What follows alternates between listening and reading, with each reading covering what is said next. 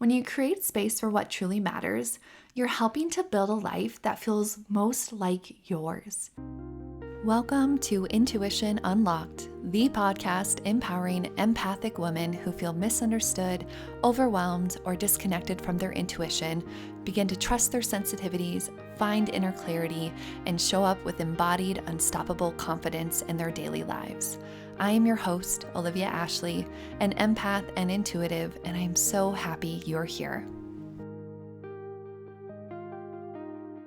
Hello, dear friend. It's Olivia here. As we move out of summer in the Northern Hemisphere and into the slower, more intentional rhythm of fall, I can't help but reflect on the importance of making space for what truly matters.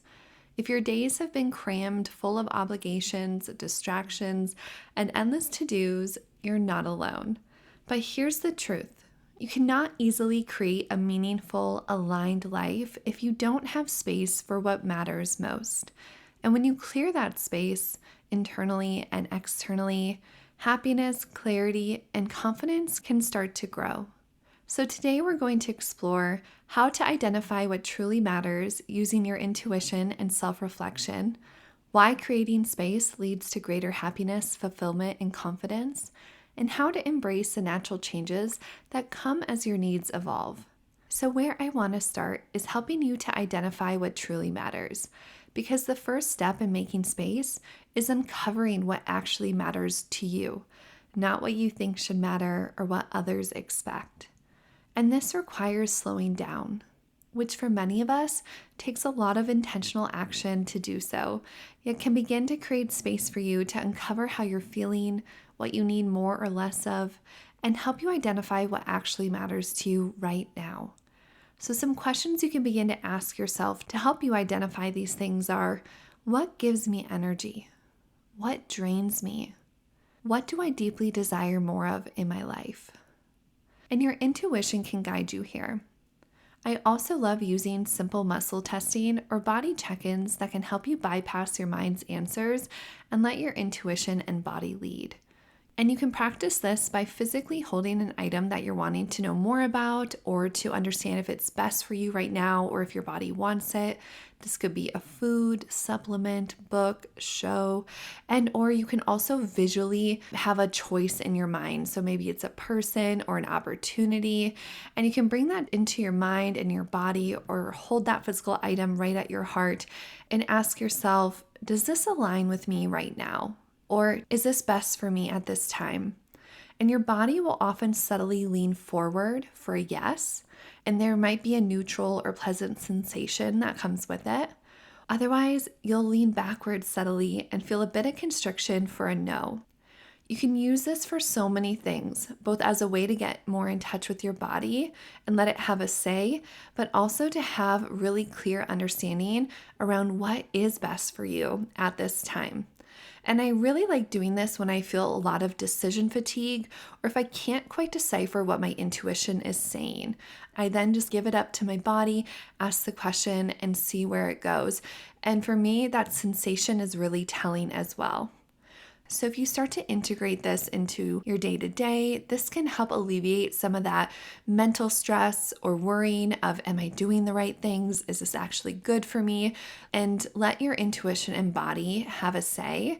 And then you can pair this with journaling, maybe talking to a friend or a therapist, or having quiet reflection around investigating what matters to you and supports you. And when you do this, you can start to see patterns begin to emerge about what is actually supporting you and where your time and energy are best spent. And I want to acknowledge that this first step of identifying what is really working and what truly matters to you can be a bit uncomfortable because it might mean admitting you've been living a little bit out of alignment or choosing things that don't feel good or overcommitting to things that aren't fully serving you. And there is no shame in this. I don't think I know anyone who has not been in this position, including myself at some time in life, if not multiple points of life. I think it's completely normal to experience this and know that not everything in your life will ever feel completely perfect. And that's not the goal here. The goal here is to really provide you with a container of curiosity to explore how things feel in your life in this moment. Because maybe a lot feels good and just a few things need tending. But wherever you are, allow yourself the grace to witness it without holding any shame or guilt. Because the clarity is worth it. And when you know what truly matters, you can start shaping your days with intention and taking action instead of defaulting to old patterns that maybe aren't supporting who you want to be or really what makes you feel the best in your days. And why does this matter so much? Well, because having intentional space in your day-to-day, as well as within yourself, is what allows growth, joy, and self-trust to nourish. When you clear the clutter and unaligned things, whether physically, mentally, emotionally, you reduce stress and create an environment where you can be present and intentional. And studies show that simplification and decluttering lower anxiety, improve sleep, and boost overall contentment in life. And so we can take that understanding of decluttering and simplification into your day-to-day and say, how do I actually do that in my life? So maybe it is very physical. Things need to be removed from your home or your office and just cleaned up a bit. Or maybe it's your routine that needs simplification, or your sleeping habits, and or just your mental load. You're carrying too much, and so you need some ability to process and release some of that. This understanding can be applied in so many ways to help you start to feel some alleviation, some space, and some reset into your life.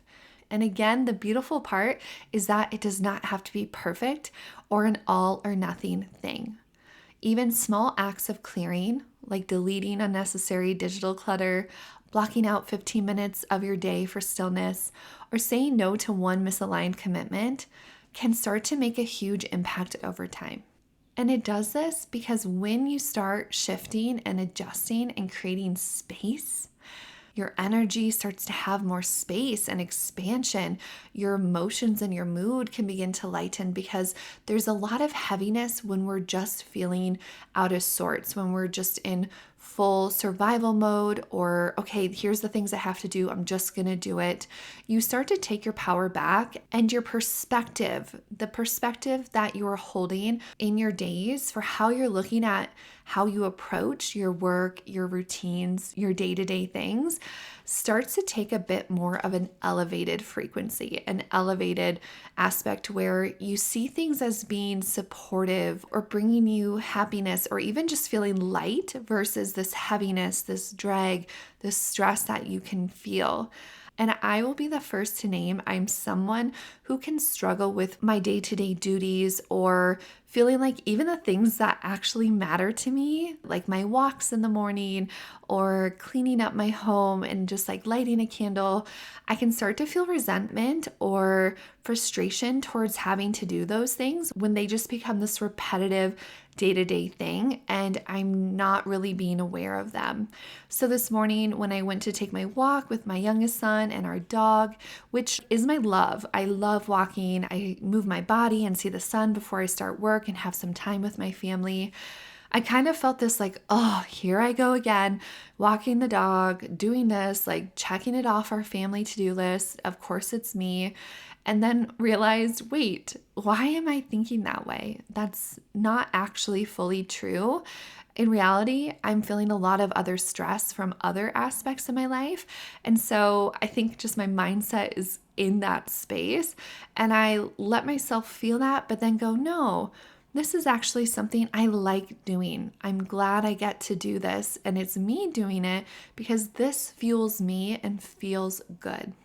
So notice in your life if there are things that maybe even do matter to you that usually feel good, but aren't because other things and aspects in your life might be coloring and bleeding over, and now it's just becoming another to-do or stressful thing to get done. And see if you can shift your mindset around those.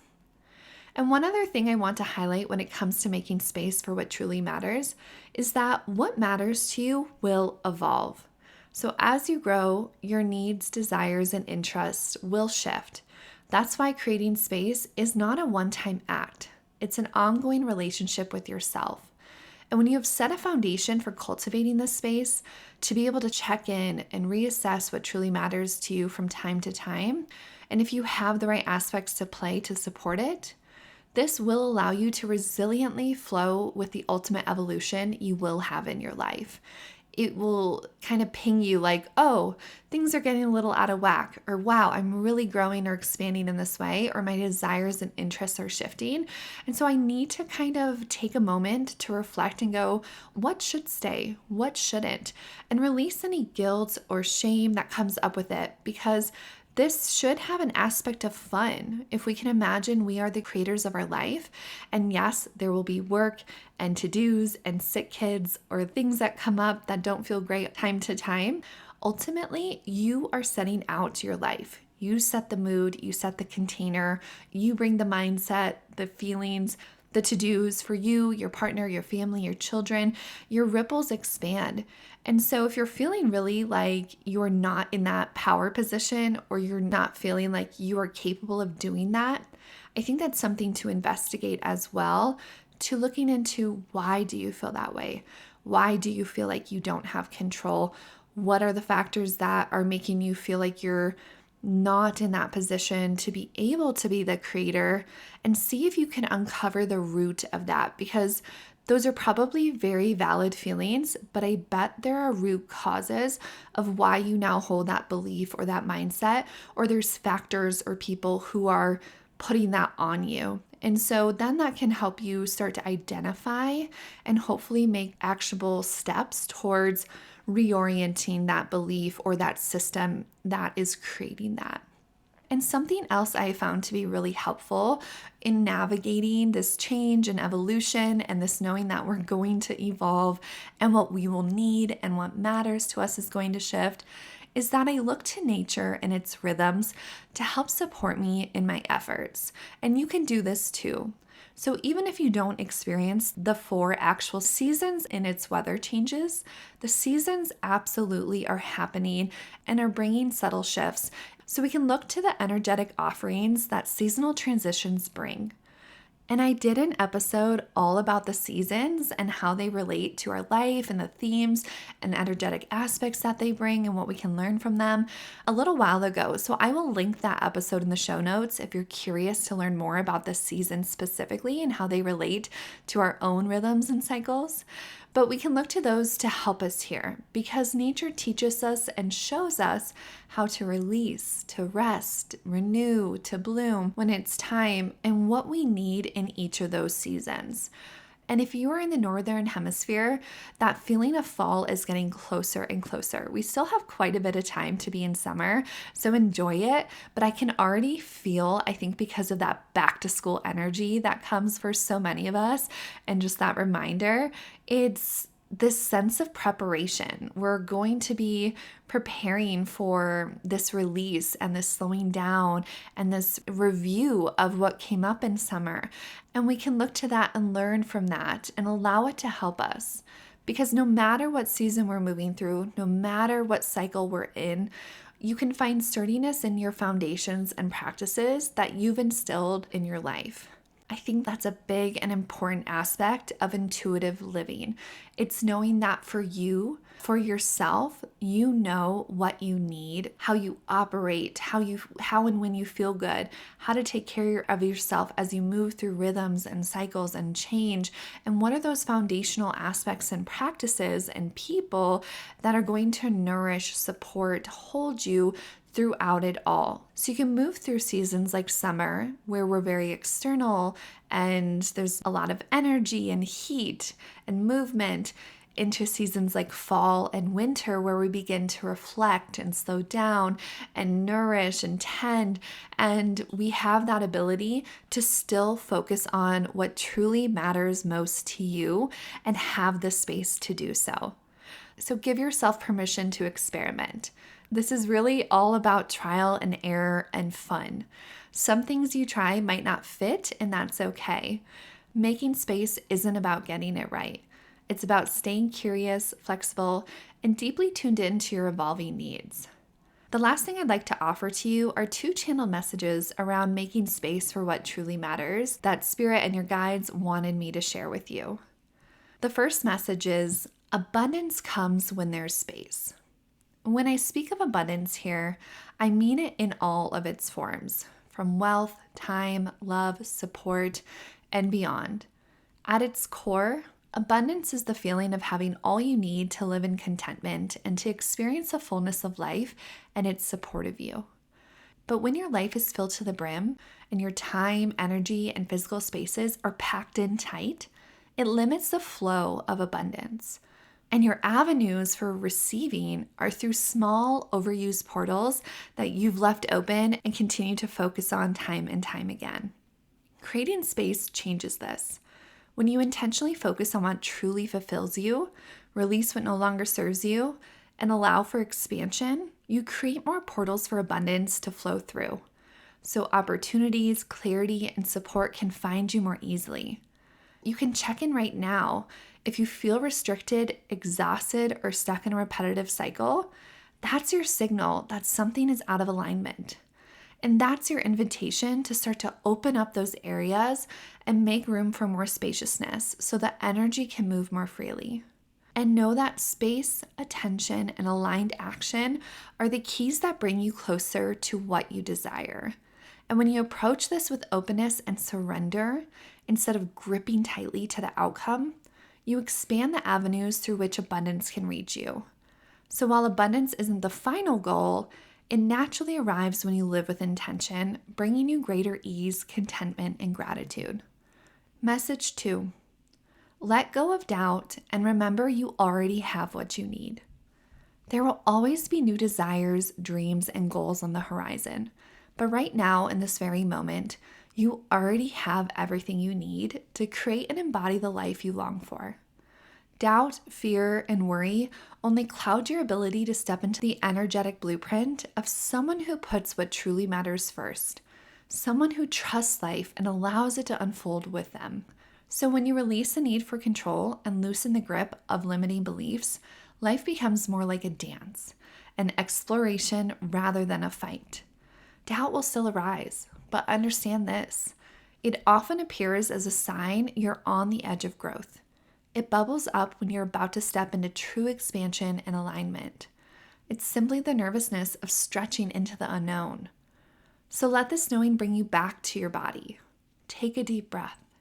Remind yourself you're capable of doing hard things. You're capable of change. You're capable of expansion. And you already have all you need for the next step to bring your life into alignment and focus on what matters most.